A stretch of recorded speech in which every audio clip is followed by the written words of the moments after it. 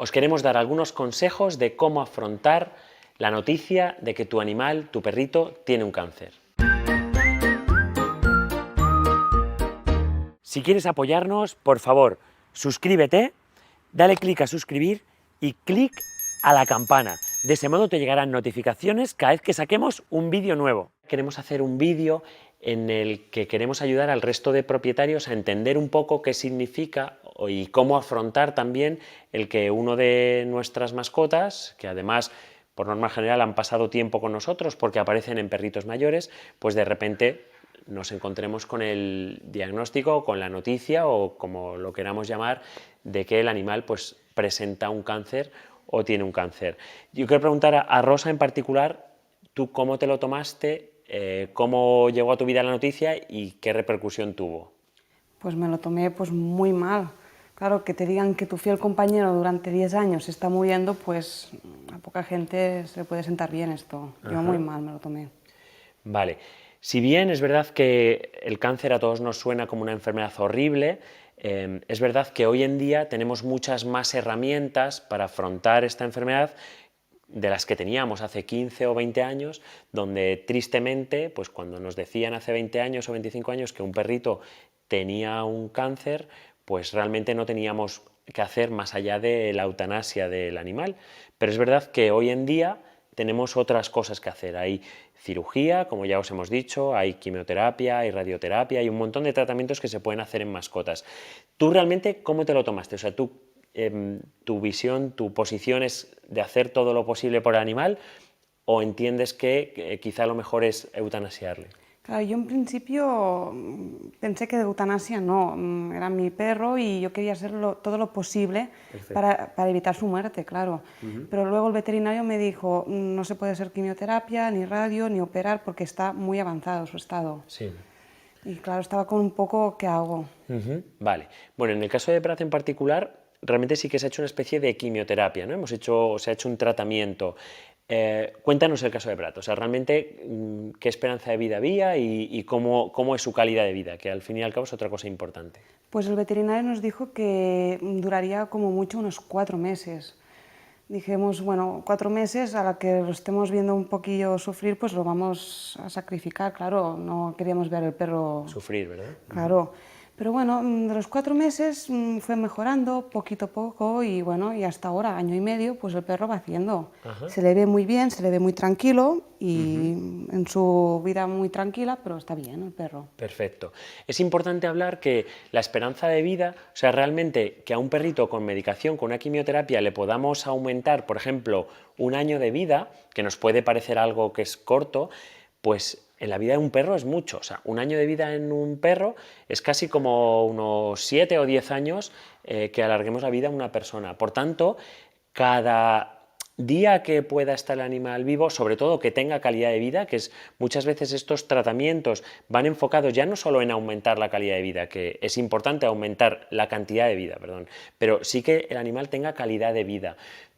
¿Esto ha sido así en Brad? ¿Tú le ves que realmente el animal hace por vivir, hace por comer y está contento y realmente tiene ganas de vivir? Sí, si tú lo ves, es un perro que parece normal, que no esté ni enfermo. Lo ves, nosotros porque lo sabemos, pero la gente que no lo sabe lo ve como un perro viejo. Ajá.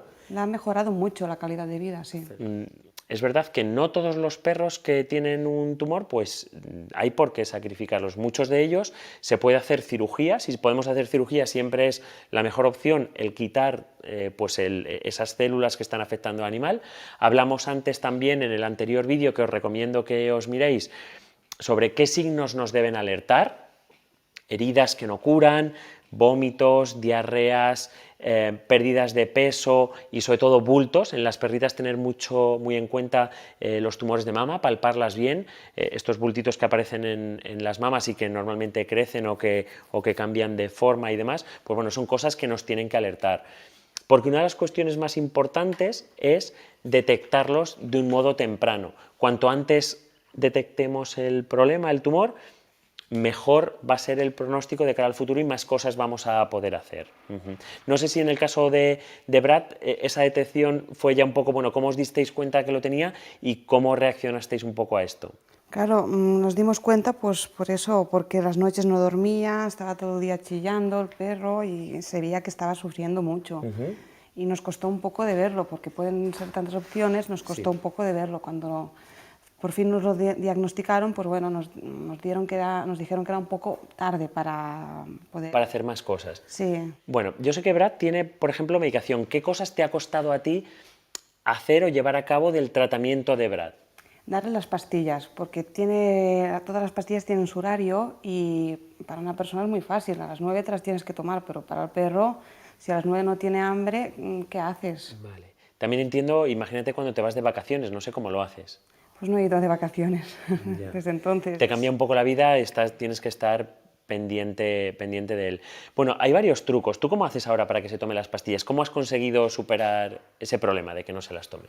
Yo solo le puedo dar carne bien cocida y con las pastillas la escondo, pero a veces me las detecta las pastillas. ¿Y las consigue echar? Sí, y las echa todas. Vale. ¿Y cómo lo solucionas? ¿Cómo te apañas al final para que se las pueda tomar? Pues les voy probando de dar comida hasta que el perro me aburre y se lo toma ya por aburrimiento. Bueno, hay algunos truquillos y es, por ejemplo, darle las pastillas con algo que no las pueda separar. Por ejemplo, con quesitos del caserío o con paté, que se queda muy pegado y que al perro le camufla muy bien el sabor y cuesta, bueno, dentro de la medicación, de muchas de las medicaciones que se puede dar, las pastillas normalmente este es un buen truco para que se las acabe tomando. Es importante terminar este vídeo con un consejo importante y es el de no perder la esperanza cuando se detecta un tumor en una mascota. Como nos ha contado Rosa en el caso de Brad, pues bueno, dábamos una esperanza de vida que eran más o menos los 4 o 5 meses y ahí vemos que Brad, después de 1 año y medio, sigue todavía con una buena calidad de vida. Es decir, hay determinados tumores que se pueden controlar bien y además cada vez más con los avances en tecnología, en medicación, en preparación de los veterinarios podemos asegurar o dar un mejor pronóstico de vida y calidad y cantidad de vida a nuestros pacientes.